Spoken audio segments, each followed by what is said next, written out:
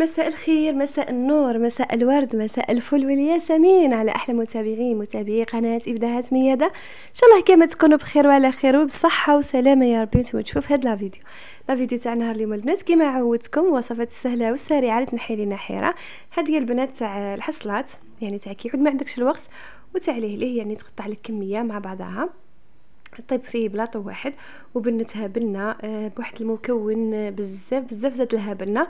تبعوا معايا لا فيديو حتى الاخر راح تكتشفوا معايا الطريقه والمقادير. ما تنساوش تدعموني بالليجام اللي فرحوني بزاف وبالاشتراك اللي مازالوا ما اشتركوش. مرحبا بالجميع. نبداو على بركه الله في المقادير. انا الكميه هذه اللي شفتوها عندي في الصحن استعملت 2 بيضات، يعني اللي تحب تضاعف الكميه يعني حتضاعفي جميع المقادير اللي عندنا هنا. انا عندي 2 بيضات يعني بحراره المطبخ. عندي 4 ملاعق تاع سكر، يعني لكل 2 بيضات نديروا لهم لكل بيضه عفوا نديروا لها 2 ملاعق تاع سكر. هكذا وضعفي كيما حبيتي. عندي ملعقه كبيره تاع بودرة الفاني، ضربتهم بيان هكا مع بعضهم. نرجع ليه الخليط ابيض يعني نحسوه تبدل اللون تاعو ويذوب لنا هذاك السكر. نزيد لها هنايا نزدت 6 ملاعق تاع زيت نباتي عادي، ونواصل في التضريب الخليط تاعي. هنا البنات اللي ما عندهاش الباتر تقدري تستعملي الفوي عادي. نروحوا للمكون السحري اللي زاد لها بزاف، واحد البنه فور يعني زاد لها بنه ما شاء الله.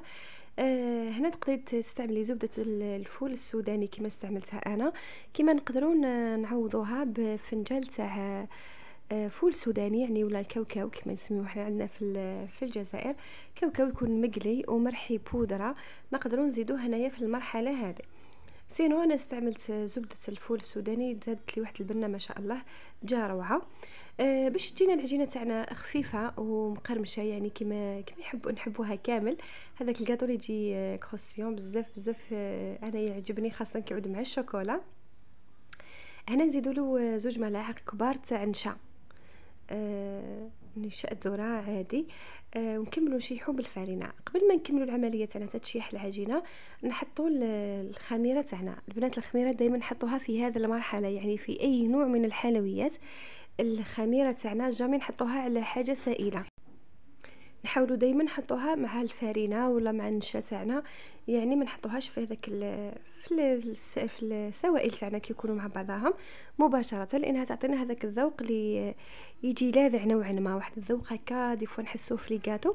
هذاك النتيجه تاعو نتيجه الخميره اللي نحطوها مع السوائل تعطينا ذوق ماهوش مليح. يبقى دائما نيفيتيو في اي حلوه استخدمناها يعني اي غاطو دائما الفارينه تاعنا عفوا الخميره نحطوها مع الفارينه هكا تعطينا ذوق ما شاء الله.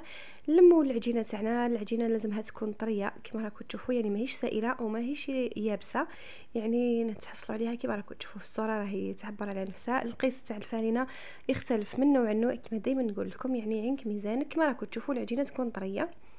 هنا ساعد يدي بشويه تاع زيت ونطرحها في بلاطو يكون حطينا له ورق زبده. فوالا طريقه اللي حطيت بها الورق الزبده شاركتها معكم في قداش فيديو. يعني سهله بالبزاف كما شفتوني نفتح غير هذوك لي كوا نفتحهم بالمقص برك ونحاول نطويهم لداخل. نتحصلوا على هذيك الزاويه البنات اللي تجينا مع المول تاعنا قد يعني طريقه جد سهله. هنا الملعقه تاعي ثاني حطيت لها شويه تاع زيت وقاعده نعدلها في الواجهه تاعها، يعني نحاولوا نخبطوا بيان المول تاعنا.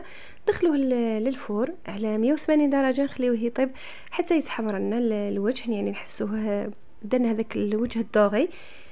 فوالا هنا راح الشوكولا تاعي راح نديروا بها الكلاصاج اللي من فوق. انا استعملت هذا النوعيه بزاف بنينه البنات. الوجدان بزاف مليحه. انا تاع الحليب هنا استعملتي، تقدري تستعملي اي نوعيه اللي عندك تاع الشوكولا عادي. فوالا نقطعوها بهذه الطريقه ونديروها في باماره ونخليوها تذوب لنا كامل. هنا بعد ما طابت لي العجينه تاعي، يعني هذه الوصفات السهله يعني اللي نديروها هكا ضربه واحده باش نخدموها بالحبه، يعني تاع كل يوم تاع هكا الفطور تاع الصباح ولا العشيه هكا الوليدات باش يشربوا قهوه تاع العشيه، يعني ما شاء الله.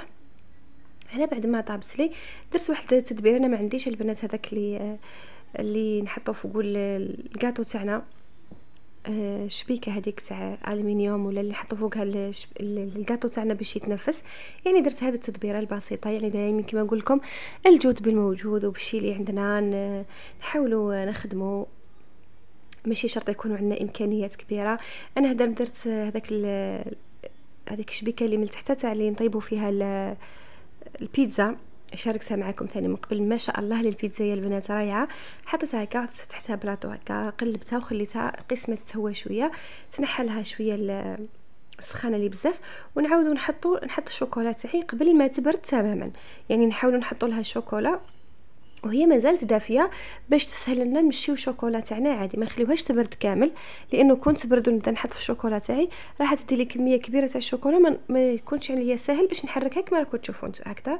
يعني باش يعني نابليكيها عليها كومبلي بكل سهوله. كي تكون العجينه سخونه، يعني لاباط تاعنا سخونه ولا الكاطو تاعنا سخون، صاي ديباسينا المرحله تاع العجينه، راهي ولات كاطو ديجا يكون سخون، يعني يكون لنا ساهل باش يديرنا هذه اللمعه اللي من الفوق، تما تجينا ساهله الشوكولا تاعنا باش نابليكيوها من الفوق بكل بساطه. انا هنا درت لها هذو الحبيبات تاع الشوكولا من الفوق، يعني وحطيتها تبرد. كي تبرد كامل نقطعوها كما شفتوها في بدايه الفيديو. قطعت لي صحن ما شاء الله جات بنينه بالبزاف البنات. نتمنى ان شاء الله تجربوها وتنجح لكم الوصفه. خليوا لي في لي كومونتير رايكم. نتلاقاو في فيديو واحد اخر اكيد راح يكون مفيد. خليكم على